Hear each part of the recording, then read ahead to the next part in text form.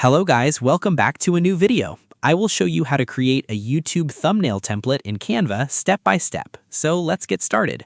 First, open Canva and click Create from the left side. Over here, type YouTube thumbnail in the search bar or select it from the suggested options. Then click YouTube thumbnail to open a new project. After that, the blank thumbnail canvas will open with the 1280 by 720 dimensions. Over here, click Design from the left panel. Then search for Thumbnail or select the Thumbnail option. After that, browse through the available thumbnail templates. Over here, select a category like Travel, Wellness, or YouTube. Then click on a template to add it to your canvas.